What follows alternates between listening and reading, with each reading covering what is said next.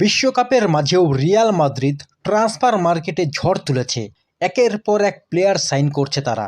সবার প্রথমেই তারা সাইন করেছে কোচ হোসে মরিনোকে। এরপর থেকেই তারা এক এক করে সাইন করতে থাকে Konate, Dumfries, Bernardo Silva, Marc Cucurella. আর এই শেষ না, রিয়াল মাদ্রিদের কিন্তু টার্গেট আছে এই বিশ্বকাপের মধ্যেই আরও কমসে কম 2 জন প্লেয়ারকে সাইন করা। গত 2 মরশুম ধরে রিয়াল মাদ্রিদ কোনো ট্রফি জিততে পারেনি, যেটা কিনা মাদ্রিদের ইতিহাসে খুবই খারাপ একটা বিষয়।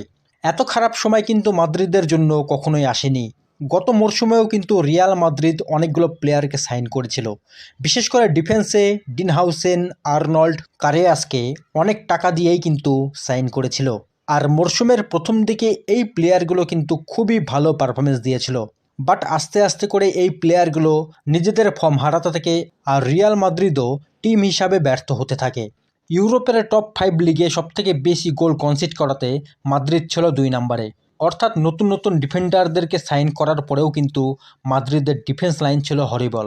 তাই এবার কিন্তু মাদ্রিদ আবারও নতুন করে ডিফেন্সই কিনছে, যেরকম কোনাটে, ডামফ্রিস আর কুকুরেলা।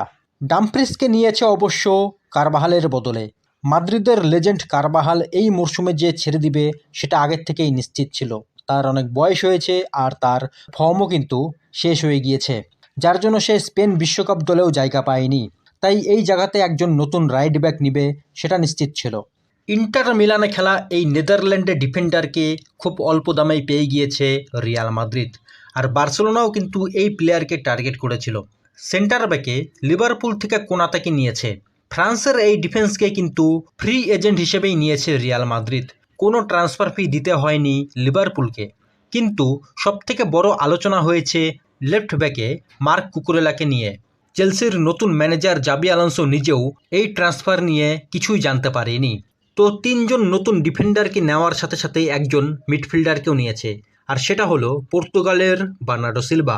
ম্যানচেস্টার সিটি ছেড়ে দেওয়া এই মিডফিল্ডারকে কিন্তু এতদিন ধরে বার্সেলোনায় নিতে চাচ্ছিল, আর এটা প্রায় নিশ্চিত হয়ে গিয়েছিল যে বার্সেলোনাতেই সে যাচ্ছে। কিন্তু লাস্ট মোমেন্টে রিয়াল মাদ্রিদ তাকে সাইন করে নেয়।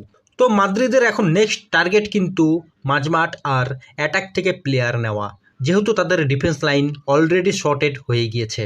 কিছু নতুন প্লেয়ারকে তারা নিতে পারে, আবার কিছু পুরনো প্লেয়ারকে কামব্যাক করতে পারে, যেমন এন্ড্রিক, নিকো পাচ, যারা কিনা আগেও রিয়াল মাদ্রিদে খেলেছিল।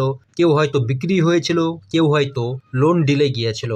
তো রিয়াল মাদ্রিদ কিন্তু 2 সিজন ট্রফিলেস থাকার পরে এই সিজনে টিম ভালো মতো বানাচ্ছে। তাই বিশ্বকাপের মধ্যেও তারা কিন্তু ট্রান্সফার মার্কেটে ঝড় তুলে দিয়েছে।